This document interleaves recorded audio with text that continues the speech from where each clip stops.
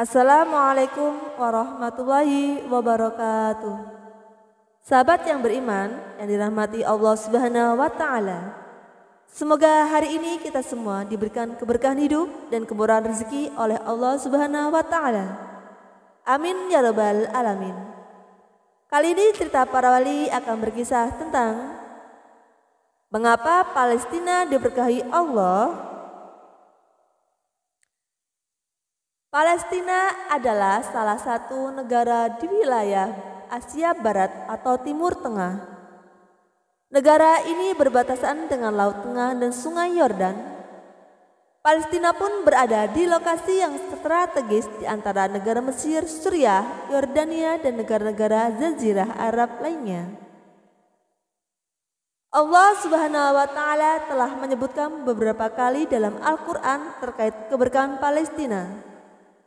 Berikut beberapa ayat Al-Quran yang menyatakan bahwa tanah Palestina adalah tanah yang diberkahi Allah Azza wa Jalla.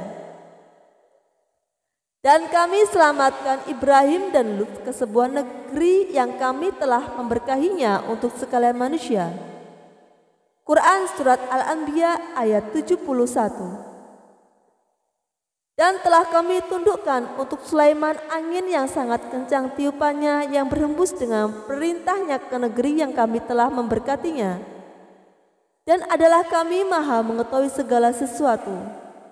Quran Surat Al-Anbiya ayat 81.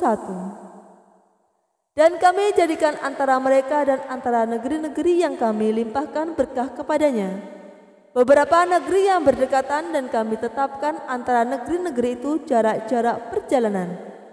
Berjalanlah kamu di kota-kota itu pada malam dan siang hari dengan aman. Quran Surat Saba ayat 18.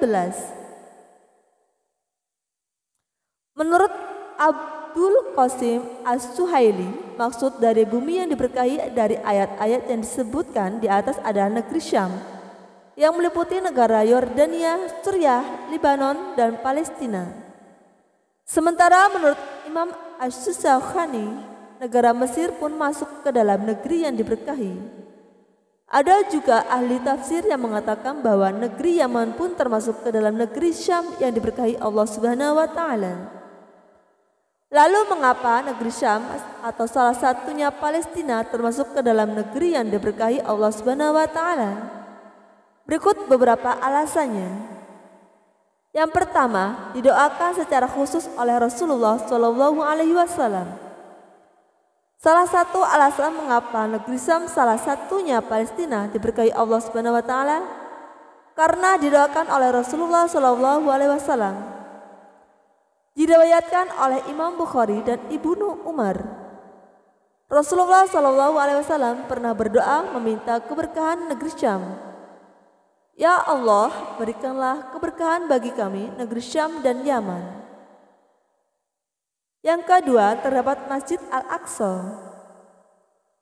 Alasan lainnya mengapa Palestina menjadi negara yang diberkahi Allah Subhanahu wa taala adalah karena ke dalamnya terdapat Masjid Al-Aqsa yang menjadi kiblat pertama umat Islam. Seperti kita ketahui bahwa Masjid Al-Aqsa atau Baitul Maqdis adalah salah satu dari 3 masjid yang diberkahi Allah Subhanahu wa taala.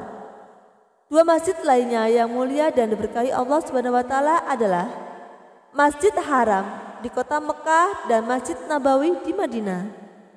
Mekah dan Madinah pun merupakan kota yang diberkahi Allah Subhanahu wa taala karena memiliki sejarah yang berarti dengan kehidupan Nabi Muhammad SAW. Yang ketiga, negeri para nabi.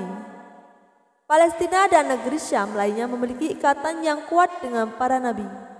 Di tanah ini rupanya banyak nabi yang lahir, diutus, tinggal atau singgah dalam berdakwah menegakkan nilai-nilai tauhid.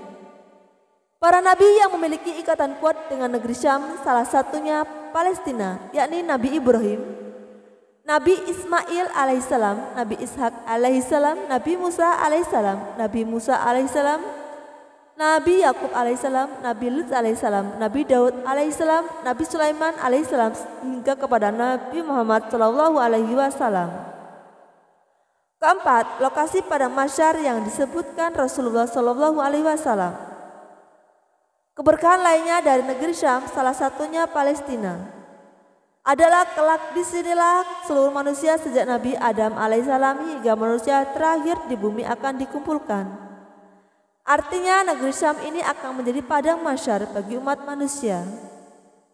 Hal tersebut berdasarkan pada hadis Nabi Muhammad SAW yang berasal dari riwayat Su'aib al-Arnaud.